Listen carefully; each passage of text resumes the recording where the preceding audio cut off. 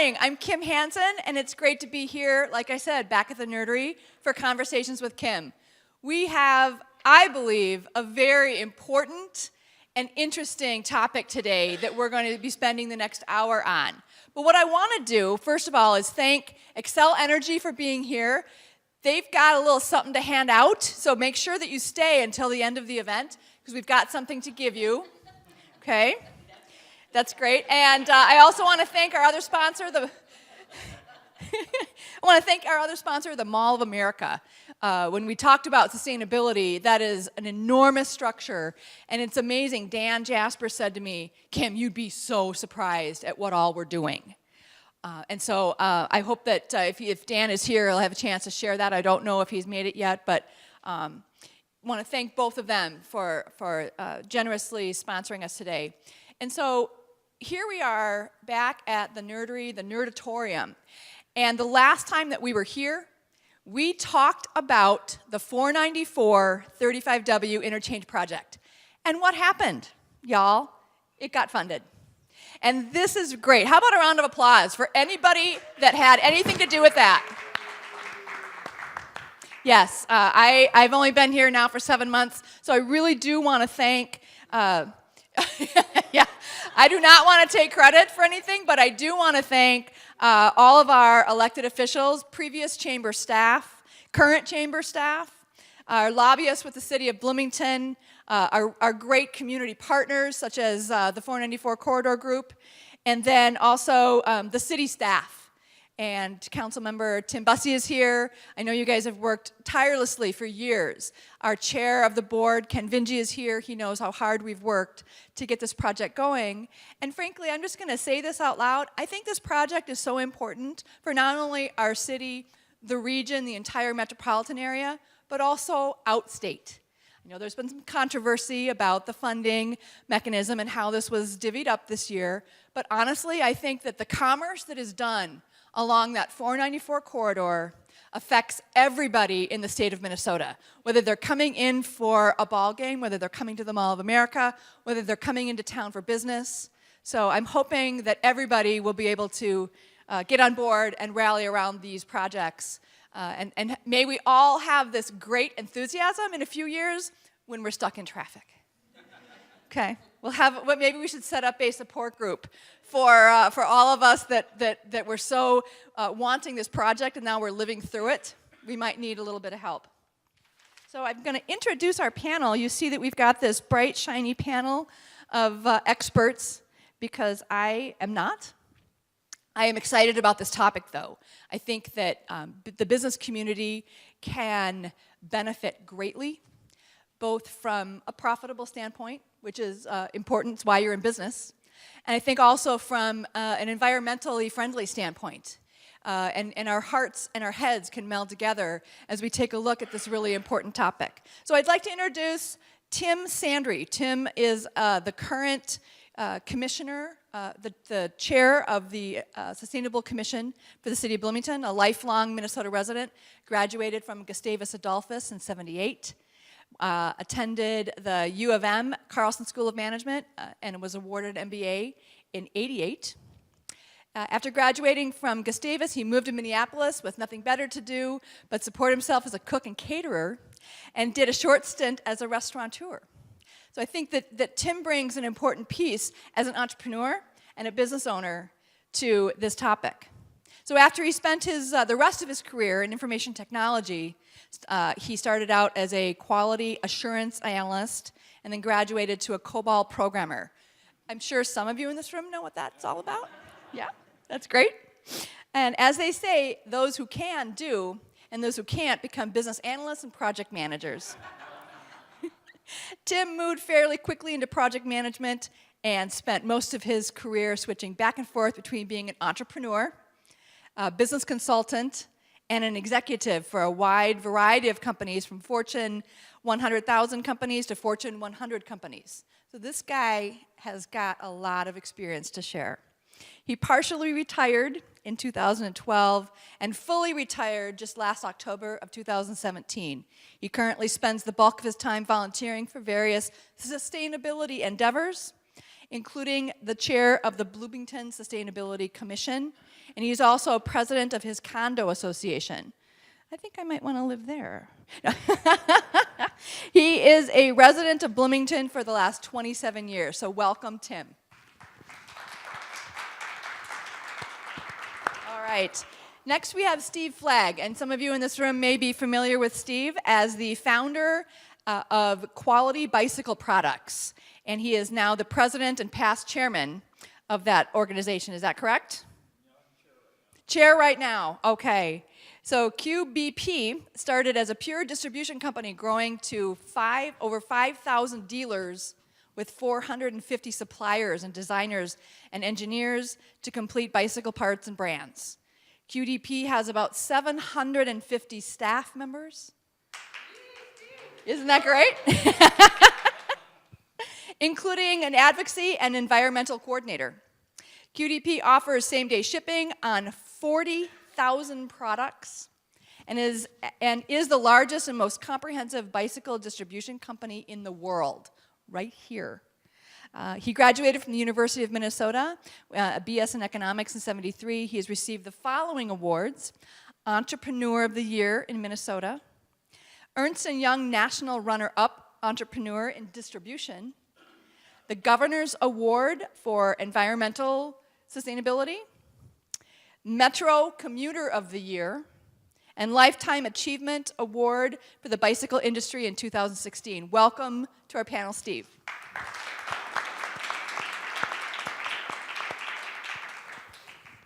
Okay, next we have Joe Strawman. Joe is a Sustainability Commissioner for the City of Bloomington with a special focus on energy issues. Joe holds a master's degree in computer science from the University of Minnesota and works as a technology consultant for businesses throughout the Twin Cities. He is involved in several different solar developments and financing projects. Joe lives in Bloomington with his wife and 2 children, 4 and 6. Thank you for being here this morning and getting here. And then I'd like to welcome Greg Thompson. Greg comes from the city of Eagan. Do you live over in Eagan? You live in Bloomington. Oh, thank God. Okay. So Greg is a watershed specialist with the city of Eagan, where he provides technical support to protect surface water resources through land projects and watershed stewardship activities. Originally from a farm in South Dakota, where he developed his appreciation for conserving water, vegetation, and soil, his background is in landscape architecture, with over 25 years of experience working in residential and commercial landscaping and public land use projects. So welcome very much to our panel, Greg. All right, so you guys, those of you who have been here before, we are literally going to have a conversation. I'm going to ask some questions. They're going to tell us some great information. They can pass the mic back and forth. Not one person has to just answer these. And then I'm going to open it up. I'm going to try to open it up as soon as I can because we do want to hear from all of you. Questions for the panel, but also importantly, we'd love to hear what you're doing. What is your business doing? What does your business want to do, and how can we help? So Steve, please talk about the investments you've made at QBC becoming more sustainable and how that's benefiting your bottom line. So our investments in energy efficiency are, we don't do it for just any old reason. They typically have a 1 to 3 year return on investment, and we monitor that and measure that. So, a good one we'll be talking about, we'll be sponsoring a business energy tour on May 23rd. And at that one, we're going to be highlighting a LED investment that we made. And that one was a software and hardware LED investment. And that one, for instance, had a less than 12-month return on investment. So you don't have to do these things for altruistic reasons, in other words. So, and that's a perfect example. So there's nothing really in our building that was outrageous, and we did it for any other reason except for actually a business return.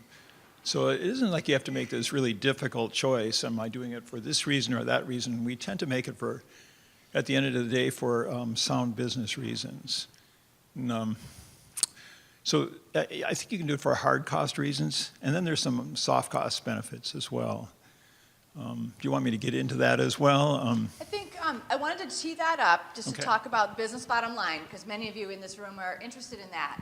You know, what might be prohibiting your business from taking on some of these. But I'm actually going to have Tim do the presentation, which we will do, and then we can go ahead, and I'd like you to pick up after that. Thanks, Kim.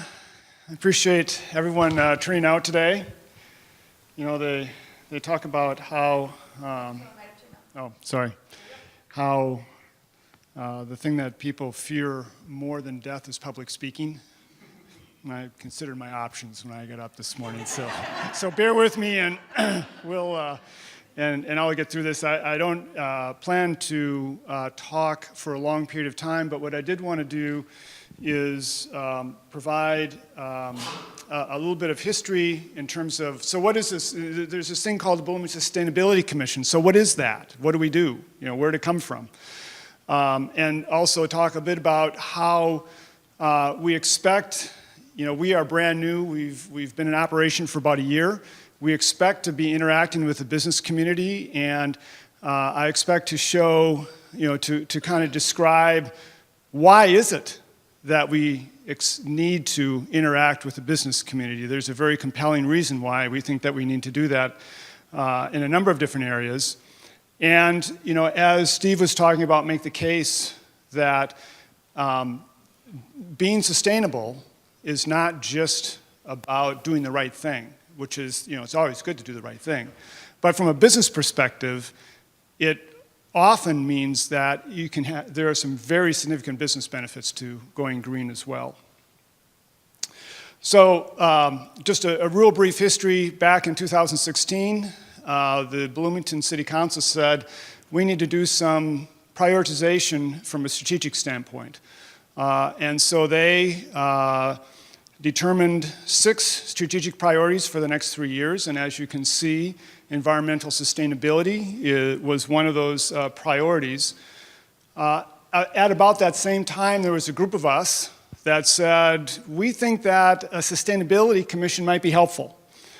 We talked to Edina, who's got one, St. Louis Park, Eden Prairie, and once the city council had determined that environmental sustainability was one of the top strategic priorities, we said, we think you need a commission to help make that happen. And the commission approved, agreed to that, and invited the task force to figure out what does that look like. The commission approved the commission in the fall of 2016. The commission met for the first time last April. So we've been in business for about a year. So here are the commission members. This is the commission mafia. All the sunglasses there. We didn't, the sun was, you know, whatever. So there are 9 members, including a council member, Dwayne Lohman, who's up there, is on the commission. And it's an interesting mix, or a good mix, of environmental scientists as well as pragmatic business folks. Not to say that environmental scientists can't be pragmatic, but there's the business aspect that we bring to the table as well. So, and commissioners, in addition to attending monthly commission meetings, commissioners are also responsible for organizing, recruiting, and leading volunteer groups that focus on specific topics. So, for example, the organics drop-off program that just got rolled out, that you might have heard about, was a commission-led effort where there was a volunteer group that was the driving force behind it. And there is a group that has been working with Xcel Energy, and this will come up. Joe will probably talk a bit more about this as we go along. The Partners in Energy program. There is another group that's focused on water conservation. So the commission is very active in terms of getting volunteers involved, getting city staff involved, and looking at specific initiatives around sustainability. So this is the language from our charter, from the ordinance that establishes the Bloomington Sustainability Commission. And I bolded a couple of things that I thought were a bit interesting. You'll notice that business is very prominent there. And one of the things that's a little unique about the Sustainability Commission, most commissions for the City of Bloomington, most cities, focus on the delivery of services and the overseeing of programs. The Sustainability Commission is about behavior change. So you could sum up our mission briefly as we want to influence the behavior of everyone that lives and works in the city of Bloomington to live a more sustainable life, and therefore making the city of Bloomington and the world a more sustainable place to live. So that's really what the commission is about, is behavior change. So sustainability can be a somewhat ambiguous term. So our charter focuses on the environmental sustainability aspect, and we have 4 areas. The first one is about reducing energy usage from fossil fuels and thereby reducing carbon emissions. The second one is around minimizing waste that goes into landfills and burners through recycling, whether it's and organics. Surface and water, surface and groundwater, water quality and water conservation, and ecological land use, which is simply how do we use land that is the most ecological way to use that land. So those are our 4 areas. So the question is, why business? So when we think about our audience, the commission has an audience. We kind of divide that up into the following sectors. There is the residential sector, there's the commercial sector, and there's the kind of the education, city, and non-government organization sector. That last sector, pretty small from an ecological land footprint, or ecological footprint. So that leaves us with the commercial sector and the residential sector. Okay? So if you take a look at these numbers, at first blush, the big bang for the buck in terms of becoming sustainable is really the commercial sector. You see that there are 9 times fewer premises in the commercial sector that use 4 times as much electrical energy. So that's why when we start looking at where can we make the most progress the fastest, commercial is certainly high on the list.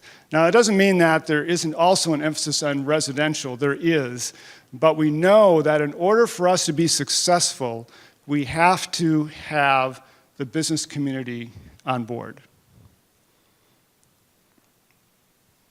So, if you take a look at the literature, there is a lot of companies who have sustainability programs, and most Fortune 500 corporations have a chief sustainability officer. And so the question is, well, why is that? And there's a lot of studies out there about the benefits of sustainability for businesses, but what it really boils down to seems to be 3 different things. The first one is to meet government regulations. Now, there isn't a lot of appetite these days for government regulations, but I suspect that many of these issues that we're talking about, whether it's water or carbon or whatever, that they're going to become serious enough that governments at some level or another are going to institute regulations. And many companies find that it's easier to get out in front of those regulations before they're forced to do so. The second thing is improved brand image.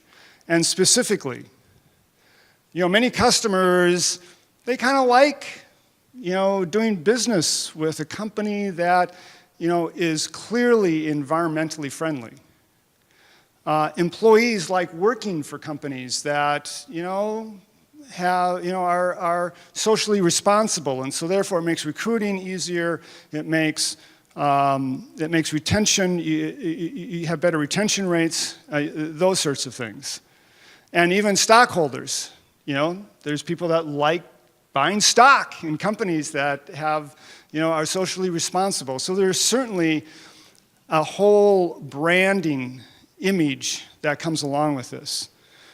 But the reason why many companies look at sustainability is around cost savings. Most businesses realize that waste equals loss. If you're wasting something, you're losing money. And really what sustainability is about is purchasing less of something to get the same job done and eliminating waste. So, there's a couple of, specifically what that can mean here in Bloomington. Steve just talked about, from a business perspective, a 6-month return on investment with LEDs. So there's certainly energy conservation, solar, and the switching to LED. There's the smart, Greg can talk about smart irrigation controllers that can save you 46% of your water bill if you're doing lawn irrigation or sprinkler system. And commercial recycling, which, speaking of government regulations, there is a Minnesota state law that says that companies within the 7-county metro area must have a recycling program. And it's my understanding that there is a city ordinance that also demands that. Now, neither one of those are enforced at this point, but there's the business benefit here is that for trash that goes to the landfill or to the burner, you pay a 30% tax, both state and county. There is no tax on recyclables. So there is definitely a business benefit to recycling. So let's say that you're convinced. Yes, there's a business benefit to going green. But we know that there's a couple of barriers there for you as well. The first one is opportunity cost, both from a dollar standpoint as well as a time standpoint. You only have so much capital. And if you invest in going green, then you're not investing in something else. So that's one barrier that we need to try figure out how to overcome. And there's ways of doing that. So for example, there is a program called PACE, where a company can take out a loan, low interest rate loan that gets paid back as part of property tax assessment, and the repayment schedule corresponds to the business, to the cash flow benefit that you're getting from the investment. So in essence, there is no impact to capital, and there is no impact to cash flow until the end of the payback period, where then it's all upside. So, there are examples, there's ways of trying to get beyond the financial opportunity cost. The second one is the time opportunity cost. If you're working on, doing a green project, you're not working on something else. We all only have so much time in the day to do things. So, we need to figure out how to deal with that. And so we came up with this idea, or we've been talking about this idea of the easy button. It's how do we make this as easy as possible for a business to go green? So, for example, what if there was something that perhaps the chamber and the city collaborates on, where there's a buying club for solar installations, so that if you want to go solar, you don't have to worry, you don't have to try find the right vendor and qualify them and that sort of thing. That's already been done ahead of time. And you can just go do it, and the city helps ease the permitting process and so on. So looking for the easy button. So that's that's an overview of the Sustainability Commission and kind of what we're up to. I'm hopeful that as you start hearing about the things that would be rolling out during the next 3 to 12 months, that you'll take a hard look at whether this makes sense to you from a business perspective. And I'll turn it back to Kim, and you can keep asking questions, and hopefully we can learn something from you today as well as we're looking at these different options. Thank you so much, Tim. That was great information. So why doesn't Steve, if you can, just spend another minute or two talking about how you were going to detail out maybe some of the cost savings that you've had. Is that what you were going to do? Sure. Well, Tim touched a little bit on it. I mean, I think, from a business point of view, I hate doing things from an altruistic point of view. So I always like to find the business reason to do it. So oftentimes there's return on investment, and there usually are with these energy programs. I mean, there always are from my point of view. I mean, there's good reasons to do these things. But from there's soft cost reasons to do these too, and Tim touched on those too. But so for us, and especially in this employment environment, I think employees are really seeking purpose in terms of why they want to work for a company. And so we're competing against companies like, say, 3M and Medtronics. Here we are, a little tiny company. And when we recruit, sometimes employees are looking for something other than simply pay to work for us. And so we target our recruitment very carefully, because frankly, we can't always compete against large companies. So we'll target employees by going, fortunately for us, we have bicycles. So if you're a huge bicycle enthusiast, we have that. So it's a focus point for us. Sometimes that's not enough.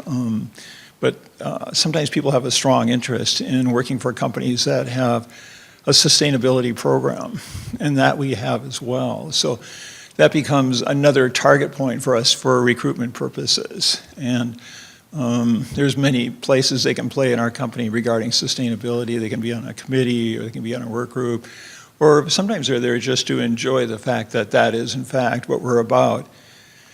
And so we get to enjoy not only that aspect of sustainability, but also the cost savings as well. So I think you have to look at those sorts of things. So beyond just the bottom line profitability, you have to look at other reasons why you exist as a company and why employees want to work for you. Thank you. I think that's a really important piece. Workforce development, workforce issues is something that businesses across the spectrum are experiencing. And that is an important topic, those soft reasons why you might want to attract specific employees. Great. I'm going to ask the other panelists a couple of questions. Joe, you're the chair of the group working with Xcel and the Partners in Energy, PIE, which also spells pie. Anyway, can you give us a short synopsis on how that is shaping up, as well as the impact to the business community? Yeah, so since last August or so, we've been meeting with a bunch of community representatives from businesses, from residents, through this program that's led by Xcel Energy to develop an energy action plan for the City of Bloomington. And so what that involved was creating goals for what we wanted to change about the energy habits in Bloomington, and then some strategies for how to get there. So this energy action plan was just approved by council on Monday evening, so it's official now. Yay. Yay. And sort of the big ticket goal, the overall goal is by the year 2035, the goal is for the greenhouse emissions within the community from energy to be lowered by 75%. And that's from a combination of using less electricity, using less natural gas, and using cleaner electricity. And so energy efficiency and renewable energy projects are the way that we're going to get there. And so as Tim pointed out, the largest electricity using sector by far is businesses. So we're really focused a lot on how do we help businesses lower their greenhouse emissions in a way that is going to be attractive to them. So some of the things that we're looking into are there are a lot of utility programs and non-utility programs for increasing energy efficiency, and we're looking for ways to help encourage those at the city, whether it's education or whether it's doing some cost sharing on these programs. And then the other thing that we are going to be tackling in the next year or so is a program to make the permitting process for rooftop solar easier and straightforward. I don't know that it's complicated right now, but it's not even that well defined within the city. It's not well known. Like, if you want to put rooftop solar on top of your building, like what is the process for that? We want it to be, like Tim showed, the easy button. So I think that's sort of a high level overview of what we're doing in the near term. Okay. Great. And Tammy, do you want to add anything to that? Tammy is here with Xcel Energy and is the expert in this partnership. I don't. I think Joe just gave a great description of what we're doing. We've been really excited with our work here in Bloomington and just how engaged the team has been and what great representation we've had across the community. I mean, it's definitely been kind of one of the poster children groups to work with and just where they've done and the drive now to turn over to implementation. It's not just a bunch of planning, it's people who want to get things done and get going. Thank you very much. I'm just going to ask one more question, and then I am serious about turning this over and hearing from all of you. So get your questions and thoughts ready, okay? Greg, Tim mentioned that there may be a cost savings opportunity for businesses with sprinkler systems. Talk about that, please. Okay. You're on. Okay, all right, cool. So I just made some notes for myself so I wouldn't forget. But in a scenario with 1 acre of irrigated lawn that's controlled by an old-style irrigation timer using a typical irrigation application rate, approximately 650,000 gallons of treated drinking water can be used for the irrigation season, costing approximately $3,600 per irrigation season. With a smart irrigation controller that's receiving precipitation information, both recent and predicted from local weather stations, it can reduce the water used for irrigation by about 50%, potentially saving $1,800 per lawn or per acre of lawn per irrigation season. A smart controller upgrade for irrigating 1 acre of lawn can have a return on investment in 2 weeks. In Bloomington, every year it's likely that approximately 1 billion gallons of treated drinking water is unnecessarily wasted by over-irrigation. There's a lot of opportunities for efficiency improvements or with real cost savings, rapid return on investment, and most importantly to me, conservation of our drinking water. What we've been doing is doing some initial outreach to businesses of sort of pre-identifying sites that have a lot of irrigated turf grass and just starting somewhere like in finance department, because then they're receiving those water bills. So like, we can help you reduce that. Free technical assistance. There's just a lot of commonly available controllers now, these new smart irrigation controllers that have come out of California because of all their research and development, because of their droughts. Now that technology is finally hitting here. Toro has one. There's so many companies that are getting into this. It's relatively easy upgrades, and it's relatively inexpensive equipment. There's no public funds that's going into this because the return on investment is so fast. If we try to make the return on investment case, then it's usually businesses are like, okay, yeah, I can do that.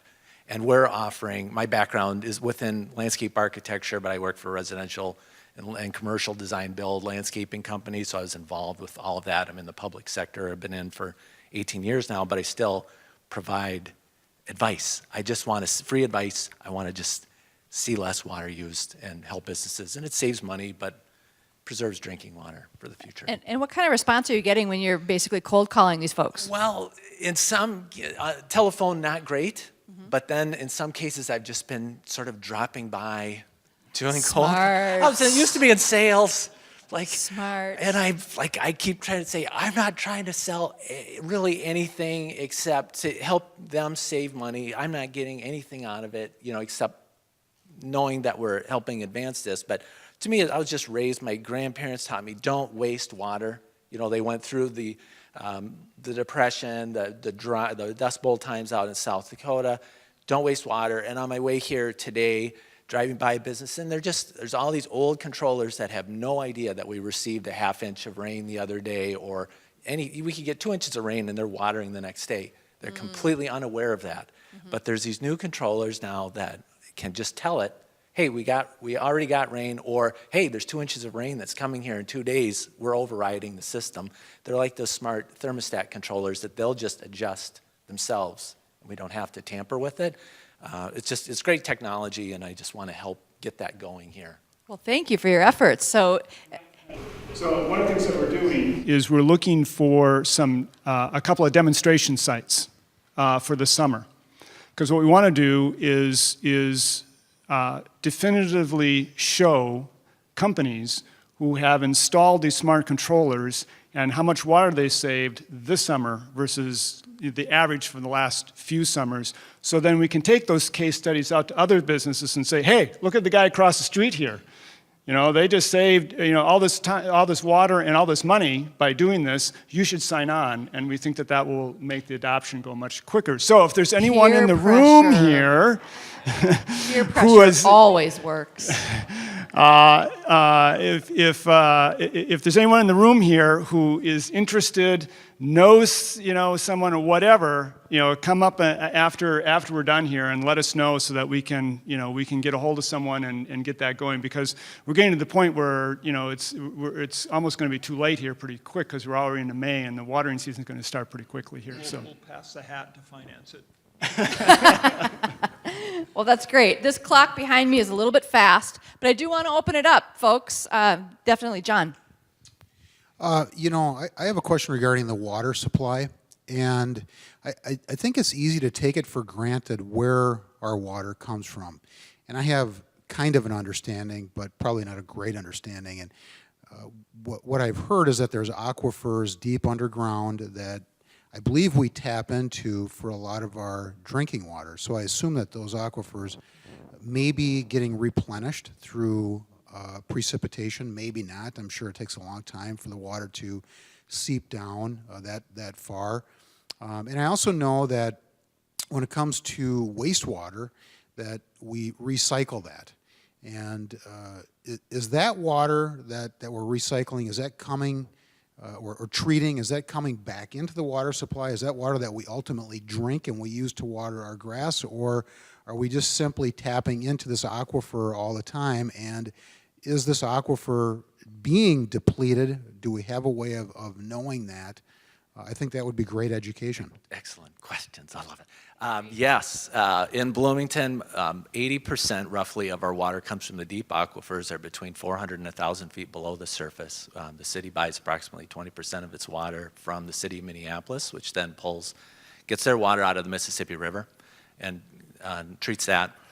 So the aquifers are depleting. It takes a long time for surface water to get down to those deep aquifers, to go through all of that rock. But Bloomington's sort of in a better situation geologically, or just really subsurface, with where all of these aquifers are sort of coming together.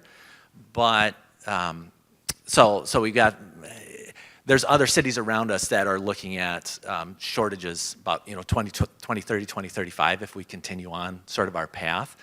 Bloomington's is depleting, it's just not going down as fast as some of the others. Wastewater here goes to the Seneca Wastewater Treatment Plant, City of Eagan. So Metro Council runs those, so I'm pretty familiar with that site. And they clean it up to drinking water standards, but it gets discharged right into the Minnesota River. So it doesn't come back into the system. It's downstream from us. We are pulling, that does not get reused. They are looking at ways to reuse that, but what they're also finding is a lot of it is so high in chlorides from water softeners, discharging chlorides constantly, they can't pull that out. And so it gets a little tricky putting that back into like a reuse scenario for irrigation. They wouldn't, this time nobody's talking about reusing that for drinking water, but potentially putting in, they call gray lines of water supply lines over there closer to the water treatment plant that would send it out to like a lot of industries that use a lot of water, not drinking water, for reuse. But they're trying to get this chloride thing figured out because they can't get that. It's really hard to get it out of the system. Yes, so let's see. Yeah, I forget the rest of the question, but Who else We- would like to? we got to definitely trim down that usage. Yeah, and the smart irrigation controllers are just one way with the irrigation systems. There's a lot of other things. There's better lawn grass selection. We've been using Kentucky bluegrass for a long time here. That has a 2 to 3 inch deep root system. It's from a place in Europe that gets 3 times as much precipitation as we get in Minnesota. There's a fine fescue grass that comes from northern Europe that's more in line with what we get for annual precipitation. It's got an 8 to 10 inch deep root system. It doesn't grow as fast as Kentucky bluegrass. It doesn't need as much irrigation, doesn't need much for mowing, and it just stays a nice turf grass. So that's also what we're trying to promote here. If there's any new landscaping that goes in, soil improvements, things like that. That's it. Hello, my name is Jenna Warnicki with the Minneapolis-St. Paul Business Journal. My question applies to all of the panelists. What is the one piece of advice that you would give to business owners that is the lowest investment option to make their businesses more sustainable? My opinion, smart irrigation controllers. From an energy standpoint, I'd say it's one of two things: either some level of intelligence in your HVAC system so that you are not running at full blast all the time, even when nobody is at your business, or and then the same thing with lighting to make sure that you're not having your lights on full blast, using incandescent lights during the middle of the day when it's sunny out, or vice versa at night when nobody is in your office. Will this be a good chance for me to plug our tour at QEP? We're going to have our Best Business Energy Tour. It's May 23rd from 3 to 5. I left some brochures here, so if you get a chance, sign up for that. And I'm hoping it'll become a string of tours that multiple businesses will agree to. It's super easy, no cost for anybody, and businesses can share their practices. And there's so many examples of low-hanging fruit here that other businesses can share. So we'll do ours, and other businesses do theirs as well. Thanks. I think I would look at your employees. How do you... Is that mic on? I think maybe the battery. Oh, just, It is on. it is on. Here, I'll switch to this one. Yeah. So, in addition to the technology, I would say incent your employees to have a mindset of being sustainable. That when they're going to throw something away, you know, if you've got a recycling program going, that they look at putting it in the recycling bin. Or, you know, how do they, you know, save water as they are, you know, as they're getting coffee, or, you know, or whatever, you know, even the small things. If you get a mindset of sustainability within your organization, they will come up with ideas that are low-cost, low-hanging fruit things that can be done. And so it's not just on you, it's a team effort. Tim, is the commission prepared, or perhaps this is a city question, to do some training to either, you know, like even produce some sheets that sounds like a no-brainer, right? We teach our employees to make those kinds of conscious decisions, but sometimes we need reminders. Are you prepared? Are you guys putting together some literature, some pieces that have these simple tips on them that we can help distribute? I would expect that as part of the PI process, that might be something that you know would come out of that, and certainly, you know, we hadn't talked about that, but it's a great idea. I think that's something that we could certainly do if you know, and I'd like to hear from, you know, folks in the audience as to whether they think that would be helpful. Yeah, would that be a good idea, just to have some reminders posted at your area, at your place of business? I have a suggestion, maybe you can have some training materials for the city, because they don't really understand what sustainability is. Maybe in concept they do, but not in practice. So you can start there by, and then enabling those that come to the city for sustainable business to make it through the system. I can give you a case. So, and I would say that There are at least parts of the city that do understand this. So for example, the city staff had their annual summer picnic last, whenever it was, July, August. And at the end, they had 1 pound of garbage that was not recycled. Everything else was recycled, composted, whatever. That goes to the point of if you instill the idea of sustainability into your organization, they will figure out how to make it happen. Another question over here. Hi, Jason with Tech Dump and Tech Discounts here in Bloomington. Couple topics for QBP, please. I recently was out on a tour with your sustainability person, Seth, and so I can tee you up on a couple topics that I thought were really interesting. One is Seth, and that is you want to talk about a little bit about how you developed your sustainability people from within. I think a lot of times businesses don't know how to get started and if they have to recruit outside. And then the second topic is I was super interested in your bike commuting program and how it played in with your reduction in healthcare cost. And then of course from a sustainability standpoint, huge reduction in carbon footprint when you talk about all those commuter hours that are now being by bike rather than car. So thanks. All right. Yeah, thanks. Yeah, he's lobbing me a softball here.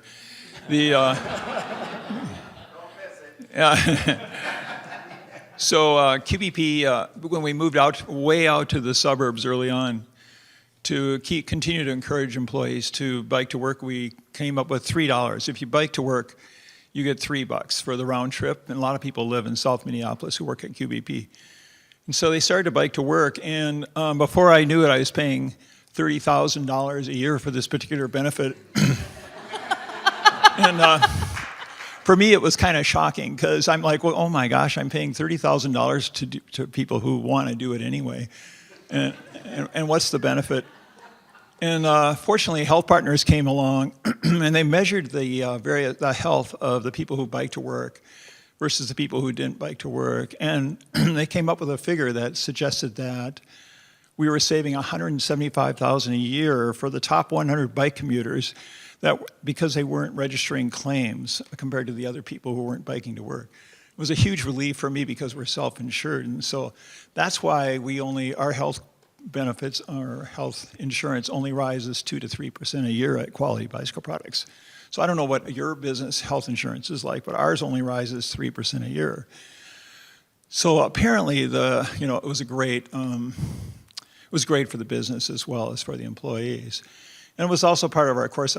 Became part of our sustainability initiative. And before we had a LEED building, employees used to kind of. It was really their initiative that we became somewhat more sustainable as time went on. And they used to nag me actually a little bit. You say you're sustainable, but we don't really see an active program here at QBP. So it was, I kept hearing that and hearing that. When it came time for us to expand, we decided to go all in and do a building that in fact was LEED and had some of the hallmarks of sustainability. And the surprising thing about it was, yes, the employees and the staff really did like it, and they loved being in a building with all that sunlight. And I think the benefits of that kind of working environment, and I think there's many. But actually, it was our customers and our suppliers came in, and they were really happy to be a customer of ours and a supplier of ours, and that really came to the forefront. And I actually think it increased customer loyalty as well. So, again, there's these soft benefits, and I gotta say they're hard to measure, but I really feel that we got a payback monetarily on doing right as well. So, and then after that, we actually hired a full-time person to help us with advocacy, not just bicycle advocacy, because that's our business, but also environmental advocacy as well. So, that has helped a lot in terms of some of the day in and day out, just to sharpen what we do to help us with return on investment on the environmental advocacy as well. So now we have a sustainability, sort of that chief of sustainability at the same time. So again, it just keeps us moving forward year in and year out. That's great. Another question here? Thank you. A lot of comments here today about the value of sustainability, environmental sustainability to the whole community, and in terms of the government role in that, individuals, and business. And as Steve in particular has commented, there's a return on investment that makes it a wise business decision for the bottom line. I think it's important that we look for opportunities, both as individuals and as businesses. One example was when the city was considering teaming up with the county to have a courthouse added on to the Civic Plaza. A lot of space there that was not encumbered by trees and so forth for solar application. And so we put that on the table for the county, and in fact Tim, I had a conversation with Tim and graciously put a lot of time into talking about the pros and cons of doing it there. That project didn't happen. But there's another one that's going on right now, and that's the possibility of having a community center built that again would potentially have plenty of space for clear path for sun rays to get to rooftop applications for solar. And so I happen to be on the stakeholder group for the community center as we work with the Y and the school district to determine what that might look like and if it happens.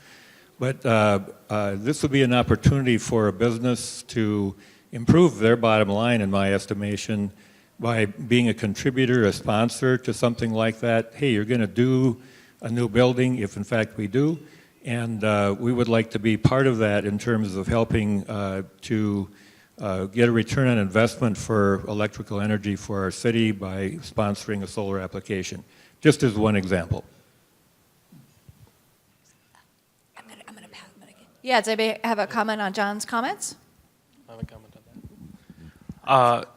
So just sort of echoing that point, I think in general, if you want to get these soft costs that Steve is talking about, you definitely want to like promote the things that you're doing. You know, if you put in the smart irrigation controller and you buy a new efficient lighting system and you put solar panels on your roof and you don't tell anybody, you're going to get the operational savings, but you're not going to get the soft costs. So it's something that you got to make sure that you are, pushing out to the community and to your employees. Don't be bashful. This is a great opportunity to promote. So, and to that point, and this is kind of a question for the audience as well. One of the things that has come up a couple of times is this idea of a business recognition program of some kind, so that as businesses become more sustainable, they invest, they make progress, that there is some way of recognizing, and promoting that, that would be organized. And I don't know whether it's, there's a placard that's by the, front entrance that says we are a step, we are a silver, sustainability champion, or whether it's something that perhaps it's on the chamber website, or it's recognition in the Bloomington briefing, or or maybe all of those. And I'd be really curious to hear from the audience about reactions to that and thoughts that they have about what that might look like and whether they think it's worthwhile. Anybody think that's a good idea? Definitely in other industries, there are recognition programs like USDA organic certification or Minnesota grown local, which is another arm of sustainability. And those, in order to use those kind of logos, you have to actually stringently pass a test or a certification program, which means that you are recognized and, But I have a question for Steve. So do you participate with Bloomington City in, based on feedback from your employees that bike to work regarding the biking corridors that exist within Bloomington for them to get from South Minneapolis to your QDC, which I live really close by there, that we have a hard time traveling that corridor right there? And how do your people get to work if you don't give any input? Or maybe you do, I don't know. The question is, do you provide?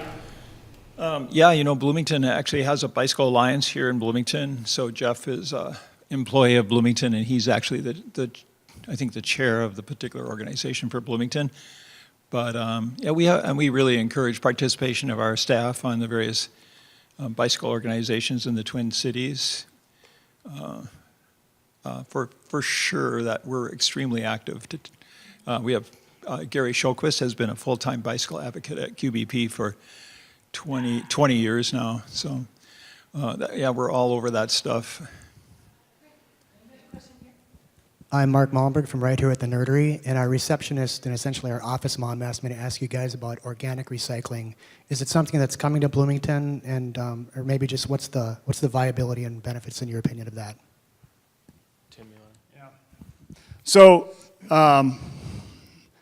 on the commercial side, it's my understanding that organic recycling is available now. And that's something you'd have to work out with the hauler, you know, whoever picks up your trash. On the residential side, we have, as I mentioned, you know, during my talk, well, from a context perspective, curbside organic collection is not available within the city of Bloomington right now due to some infrastructure issues and that sort of thing at the county level. So as a stopgap measure, what we have done, what the commission worked with city staff to put together an organics, what we refer to as organic drop-off. So there are 2 drop-off locations located in city parks where you can collect your organics at home and then go drop them off at those sites, and also the county facility, which has been, you know, kind of the hazardous waste drop-off, will now accept organics as well. So those are, you know, some interim options, but so we will continue to monitor what's happening at the county level and that sort of thing, so that as, you know, that becomes available, we can switch over to curbside. But even if we do, we probably still need the drop-off because there will be, you know, multifamily housing, you know, units and that sort of thing. Well, that will not have organics options. So does that answer your question? Yeah, we're aware of the place. It's right in our backyard too. Oh yeah. Okay. Yeah. Cool. So, Greg, your comment about the water technology coming out of California as a result of a drought got me to thinking. So many advancements basically come from the battlefield. They come from crisis situations. How do we get to a point where we don't need a crisis situation to actually accomplish some things? And in any of your opinions, what's the next crisis situation that's going to lead to the advancement? There's so much that everybody would like to do, but without the technology, the payback, and making it worthwhile, where's that next leap when there's a crisis to a point that a business says, hey, we can make water technology that makes it worthwhile in response to what's happening around us? On the water side, it's chlorides. Chloride contamination is the next thing. But that's the big thing for us that just hasn't been quite addressed yet at the state. There's over-application of salt on commercial sites. You know, those are the big. The city has really dropped the amount of salt that it's putting on streets, on residential streets, because of chloride impairments on 9 Mile Creek that flows through town. But it's the over-application because of liability issues on private sites, but that because they're over-applying so much, that is messing up our surface waters. It's now reaching our groundwater area where we're pulling out, which will start a whole new level of treatment needed for that water, which will increase costs because it's really hard to pull out chlorides out of water. I was also going to mention I'm a member of the Isaac Walton League of the Bush Lake chapter. On our website, it's bushlake.ikes, IKES.org. You can click on Water Smart Landscaping, and it has tips. I have links to a lot of this information of other technologies that are out there, but that's it on the water side. I just wanted to add to what Greg said in terms of the chloride. So here's the problem, right? We can go to applicators. There are classes for applicators to go to that teach them how to use only the amount of salt chloride that's necessary. But the issue is that if someone falls in a parking lot and gets hurt, they're going to sue the applicator. And so even though we can train them, there is a disincentive to actually follow that. However, there's a group that I've been peripherally involved with called Stop Oversalting, which has organized and gotten it to the shock of almost everyone, a bill that looks like it may pass that would protect applicators from liability if they get certified as a low application chloride or salt, applicator. It is in one of these massive, bills, the whole sausage, process of legislation, but it appears that there is a chance that will get passed in the legislature this year, and if it does, then, we will be working with the city to figure out how we identify these contractors and get them certified, and so that we can start, because that is the biggest, it surprised, I was shocked when I heard that our biggest issue from a surface water standpoint, like 9 Mile Creek, is chloride. It's like, chloride? I never even heard about chloride as being a pollutant. But it is the biggest issue, and it's also one of the hardest ones. Once the chloride gets in there, it's really hard to get it out. Any other closing remarks, Steve or Joe? Or Greg? I do have a framework for doing a business water use audit from outdoor irrigation through all kinds of indoor uses. It was a great document I got out of California, and then we modified to make it appropriate for Minnesota. I will post that on our bushlakeikes.org website under the Water Smart Landscaping if anyone's interested, but it's a good framework. One other thing, so closing comment, I guess. So if any of you have looked into commercial solar in the past, the payoff for commercial businesses has not been as high because of the way that you're billed. But there's going to be a new tariff added to commercial solar that will make it 30% or so more valuable to have solar installed. So if you looked before and it wasn't worth it, it may be worth another look in the coming months. Briefly, a couple things. One is I'm really encouraged where the city is going with sustainability. I thought fabulous that the city even formed the Sustainability Commission. So I thought that was really a big deal. And then secondly, again, another reminder, if you'll talk to me about the Best Business Energy Practice Tour, I'd like to talk to you a little bit more about that after this is over. Thanks. Great. Tim? And thank you for coming out today. As you've heard, we're in we're into lots of different stuff. And as I mentioned earlier, in order for us to really make a difference here in Bloomington from a sustainability standpoint, we need to have business buy-in. And so, be looking for things that come out. We'll be working with Kim and through the chamber to get things, posted and the website and all those sorts of things. So, so again, thank you for coming and be on the lookout for us knocking on your door. That's great. Thank you very much, panel. I do look forward to working with them. Yes. A couple of other thank yous. Mark Malmberg right here in the front with the Nerdery. Thank you for hosting us. This is a fabulous site.